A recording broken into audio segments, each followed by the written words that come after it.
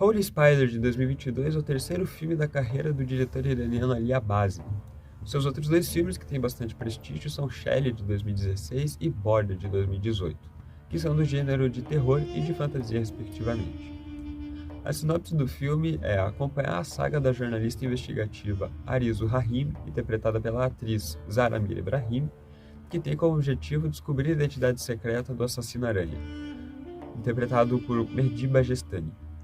O seu modus operandi é enforcar as vítimas usando seu próprio hijab, o véu muçulmano, e depois desovar o corpo das mulheres em lugares aleatórios. Na trama ainda, o assassino tenta de tudo para chamar a atenção da repórter e da mídia iraniana. O filme é inspirado em fatos reais que aconteceram de agosto de 2000 a agosto de 2001, quando 16 mulheres foram assassinadas por Said Hanai. Tanto no filme quanto na vida real, o assassino Said Hanai usava como justificativa estar limpando a cidade da corrupção moral causada pela prostituição, seguindo os preceitos de um fanatismo religioso muito forte impregnado dentro dele, e também das ideologias machistas da teocracia que hoje vive no Irã, né, no governo iraniano. Com isso, a gente precisa voltar alguns anos antes para entender o porquê. Em 1979, quando aconteceu a Revolução Iraniana, motivada por um ódio anti-ocidental. Com essa revolução, a monarquia do Shah, que era o rei do Irã, foi destituída e implementada uma República Islâmica Teocrática, que dá o nome formal do Irã de República Islâmica do Irã. Para entender um pouco mais disso, sugiro assistir o filme Persepolis, de 2007, que é uma animação muito premiada, que é uma autobiografia da romancista Marjane Satrapi, e foi indicado ao Oscar de melhor animação, perdendo apenas por Ratatouille e ficando à frente do filme Tá Dando Onda. Ao longo do filme a gente vai acompanhando a trajetória da jornalista Rahim e a gente vai identificando vários problemas que cercam a vida de uma mulher iraniana, mesmo o filme se passando no começo do século, né? Se passa ali entre os anos 2000 e 2001, tanto que até um dos primeiros momentos do filme aparece o atentado de 11 de setembro. Então, né, já dá uma ordem cronológica pra gente dos eventos, então o filme acontece ali por volta dos anos por volta de setembro de 2001. Obviamente o filme é inspirado em fatos reais, ele não segue exatamente a ordem cronológica dos assassinatos, porque em setembro de 2001 já tinha ocorrido o último assassinato. Então o filme se passaria ainda depois dos ocorridos. Mas recapitulando, a gente vai acompanhando a trajetória da jornalista e a gente vai identificando vários problemas na vida da mulher do Irã. Por exemplo, o trabalho da jornalista Rahim é desacreditado pelas autoridades inúmeras vezes. Ela não é levada a sério pelos homens que estão no seu círculo social, seja o seu colega de trabalho em alguns momentos, por mais que ele seja o que mais apoia ela. E tem momentos também que ela tem que dar uma carteirada, por exemplo, para conseguir alugar um quarto de hotel sendo uma mulher solteira. Ela tem que mostrar ali o crachá de jornalista pro recepcionista, que tinha dado uma baita de uma desculpa esfarrapada, falando que não tinha mais quarto de hotel disponível, na caruda, assim, na cara dela. E depois que ela mostra o crachá dela, magicamente aparece um quarto de hotel livre para ela.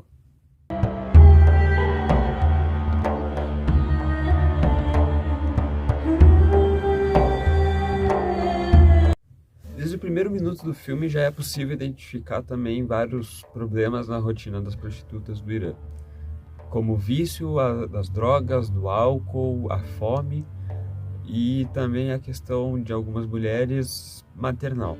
Muitas vezes elas têm que deixar o filho com alguma desconhecida, com alguma pessoa relativamente conhecida, para ir trazer o sustento para a casa dela, isso quando tem.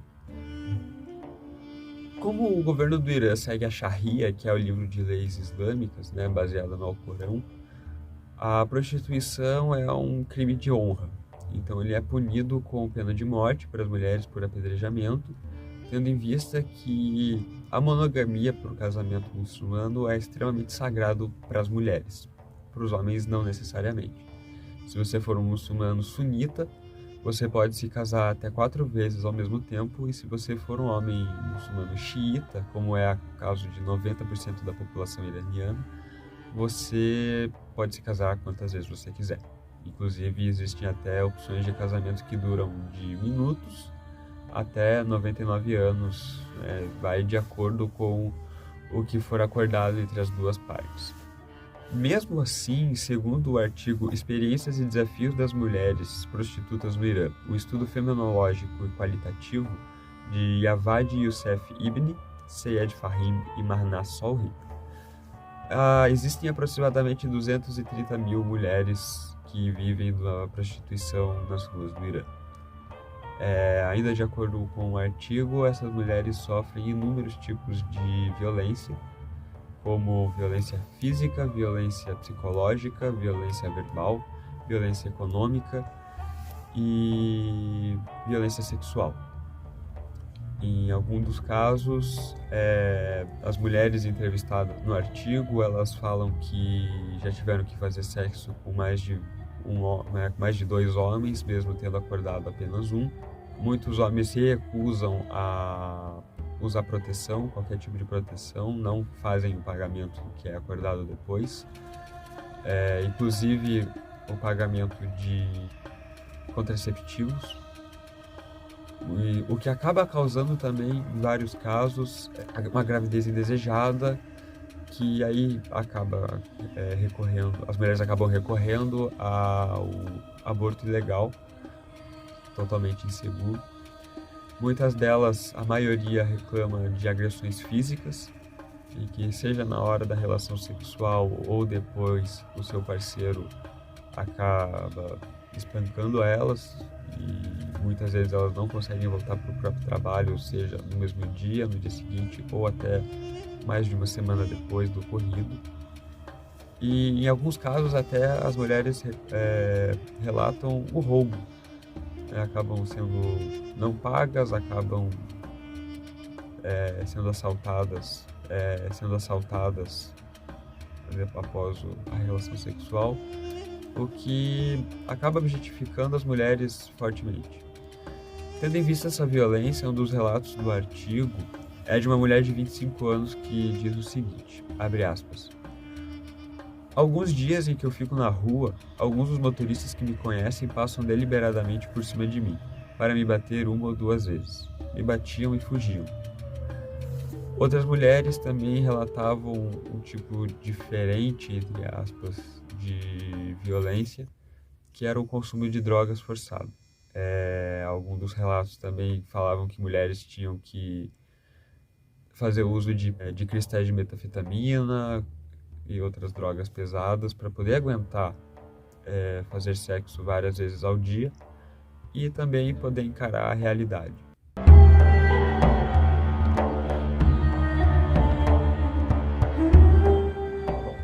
Com essa grande quantidade de violência sofrida pelas mulheres, você pode se perguntar por que elas não fazem nada, né? Não recorrem às autoridades. Simplesmente só ia piorar a situação para elas. Segundo o que as próprias prostitutas falam no artigo do Experiências e Desafios das Mulheres Prostitutas no Irã, elas estão totalmente à mercê da sociedade, não tem ninguém para ajudá-las, a família, inclusive, muitas vezes renegam elas pela vida que elas não tomaram porque elas queriam, devido ao crime de honra e todos aqueles preceitos que são muito fortes no islamismo, principalmente em uma teocracia. Segundo uma mulher de 28 anos, que também foi entrevistada pelos cientistas, né? Todas as pessoas nos oprimem, diz ela. Não podemos recorrer a ninguém em busca de apoio. Se recorrermos a alguém para reclamar, quando sabem que somos prostitutas, eles dão direito ao réu. Basicamente, o homem pode agredir uma mulher até não querer mais. Se ela for uma prostituta, tanto fez como tanto faz. Não vai dar em nada. Também com essa grande quantidade de violência sofrida por essas mulheres, elas acabam se sentindo muito objetificadas. Com essa objetificação, elas relatam que ficam totalmente sem sentimentos. Elas não sentem mais nada por ninguém, né? Seja pela vida, muitas pensam em cometer suicídio para tentar fugir dessa vida. Segundo um dos escritores do artigo, Yusuf Ebni, ele comenta que, dada a maioria dos clientes procurarem apenas a satisfação sexual, não haver nenhum tipo de relação seja amorosa ou afetiva com essas mulheres, muitas delas acabam se sentindo objetificadas, né? Isso justifica a fala dessas mulheres. Com a falta de qualquer tipo de ajuda, seja do governo, de organizações não governamentais, um dos escritores do artigo, Saed Fahim, diz que devem ser tomadas como prioritárias medidas que amenizem e possam controlar o caos na saúde pública que é causado pela prostituição. Só que, infelizmente, isso não parece ser nenhum tipo de pensamento do próprio governo local. Ele diz: medidas para reduzir os efeitos e desafios da saúde pública e na sociedade iraniana. Devido às condições socioculturais e à ilegalidade da prostituição, que conduzam a uma dupla violação dos direitos fundamentais deste grupo de mulheres, devem ser tomadas medidas prioritárias para estabelecer uma estrutura às mulheres contra a opressão e a violência. Então, pode ser visto também como uma forma de tentar ajudar essas mulheres que estão à margem da sociedade, seguindo ainda a ideia do próprio governo local, né? Como, por exemplo, construções de casas de apoio para tentar recuperar a vida dessas mulheres, mas não é feito.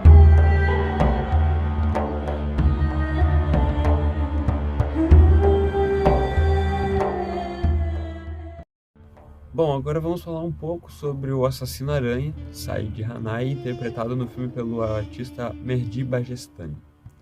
Ele nasceu em 1962, no Irã, provavelmente na cidade de Mashhad. Segundo ele mesmo, ele teve uma infância muito difícil, principalmente pela sua mãe, que abusava constantemente dele.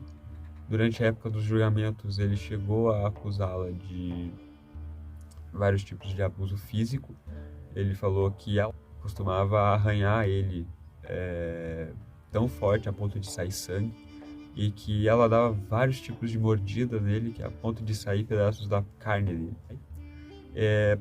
Como adulto, ele foi voluntário na Guerra do Irã e Iraque, que começou em 1980 e foi até 88.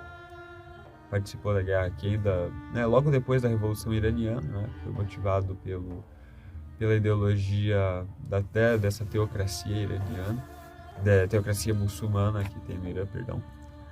Mas trabalhava depois como pedreiro, né, era operário na construção civil e era motivado pelo fanatismo religioso, né? No filme, pelo menos, em vários diálogos, é possível perceber dele algum tipo de inquietamento com a questão dos colegas de batalhão dele terem sido mortos e terem virado mártires, e ele não. Então já é um ponto crucial desse fanatismo religioso que muito provavelmente também existia no Said Hanai na vida real. A sua primeira vítima foi uma mulher de 30 anos. No dia 7 de agosto de 2000, ela deixou uma filha de 9 anos. A mulher mais nova a ser assassinada pelo Assassino-Aranha era uma jovem de 18 anos, a mais velha era uma mulher de 50 anos.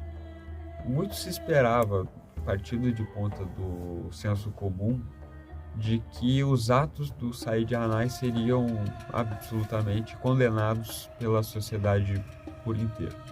Não foi isso que aconteceu. Líderes conservadores muçulmanos fizeram um grande apoio a ele, como boa parte da população local, praticamente fazendo torcida a favor dele nos tribunais. O jornal Jomhuri Islami, traduzindo do persa, seria República Islâmica, que pertence ao Partido Republicano Islâmico, que é o partido do Ayatollah Ali Khamenei, que é o líder supremo do Irã, foi um dos principais a fazer apoio e suporte ao Said Hanai. Chegou a publicar em uma das suas edições, abre aspas, quem será julgado? Aqueles que procuram erradicar a doença ou aqueles que estão na raiz da corrupção? Apesar disso, de todo esse apoio popular, Hanai foi condenado à morte. Foi um dos primeiros casos, um dos casos mais emblemáticos e um dos primeiros a ter uma condenação favorável às prostitutas. Foi condenado à morte por enforcamento, que aconteceu no dia 8 de abril de 2002, numa prisão na própria cidade de Mashhad. Mashhad, para quem não sabe, é uma cidade no nordeste do Irã, muito sagrada para os islâmicos.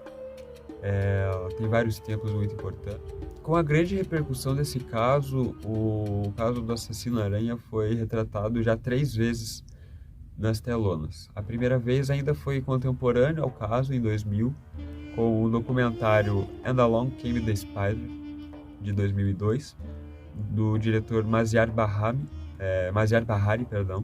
que contém ainda uma entrevista com o próprio assassino.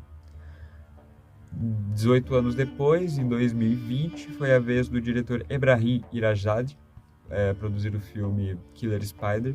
2 anos depois, Holy Spider, que foi indicado ao Festival de Cannes como o melhor filme em 2022. Pelo título e pela época dos 2 filmes ali, o Killer Spider e Holy Spider, ainda teve algumas acusações de plágio, mas não seguiu adiante essa história.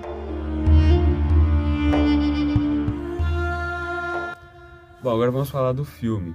Vou colocar aqui o trailer do filme. Juro que eu tentei achar um trailer pelo menos em inglês, só consegui achar legendado, em persa mesmo, mas tem a legenda, não tem problema.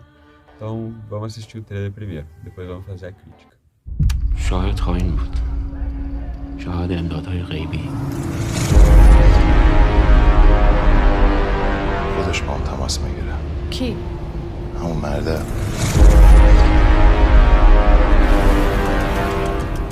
میگن فقط دنبال زنای خرابه.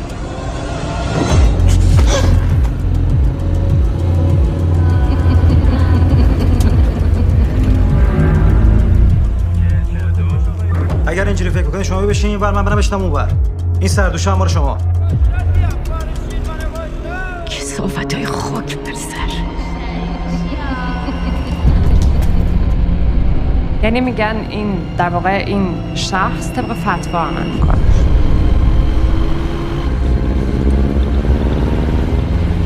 فکر میکنید که پشت پرده داریم توطئه میکنیم. شما باید مراقب رفتارت باشی. علل خصوص در مشهد مقدس. خانم رحیمی این کیس رو ول کن. این نوع سیاه چاله تهنه داره.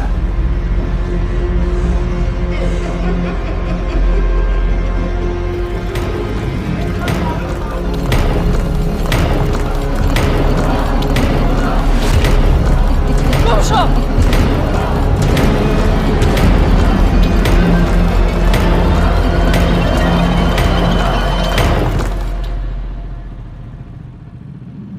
سواری میخوای؟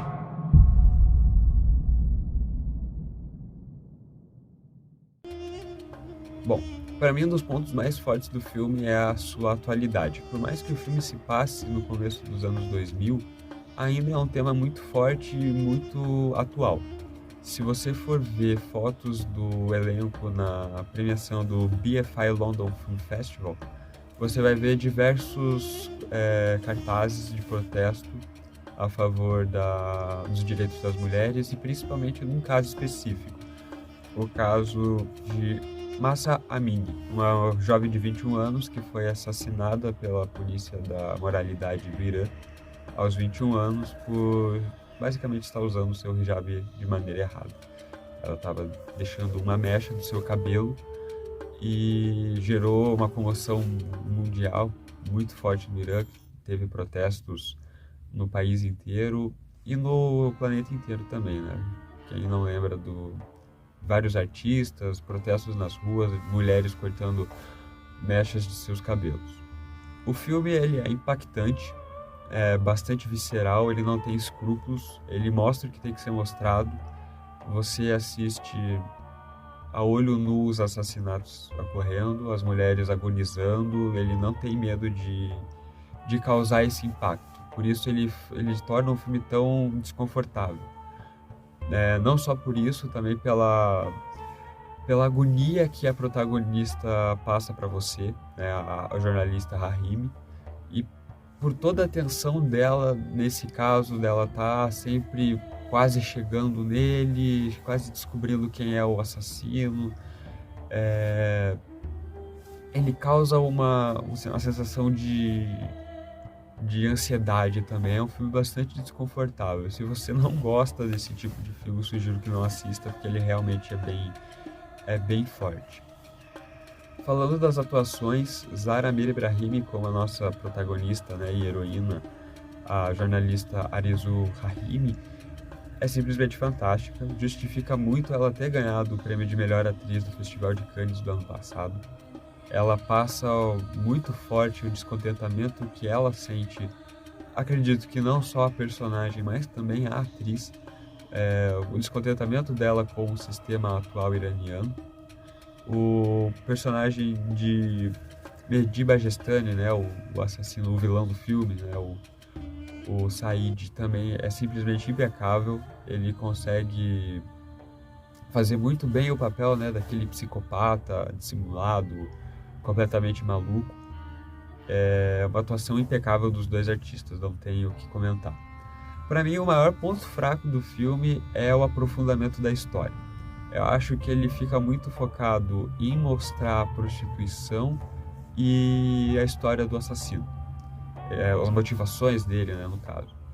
Se você assistir o filme sem saber de que a jornalista é a protagonista, você acha que não é o personagem principal. Você acredita que o personagem principal é o próprio assassino. Acredito que isso foi o principal problema do filme. Tinha que ter aprofundado um pouco mais, explorado um pouco mais a personagem da Arezou. Que é uma personagem muito forte, é uma personagem que é bastante marcante, principalmente pela história que ela tem e pela história que se passa fora das telonas. Mas, tirando isso, o filme é muito bom, indico bastante. Se você gosta, né, de um thriller policial, investigativo, drama, suspense, bem pancadão, assim, bem forte, que dá um soco no estômago, eu indico bastante, é um filme bastante legal. Eu gostei de assistir e indico com certeza. E chegou ao final o primeiro vídeo do Caracal, falando um pouco do cinema africano e do Oriente Médio, hoje em especial do cinema iraniano, muito prestigiado, com filmes vencedores de Oscar, que eu em particular gosto bastante.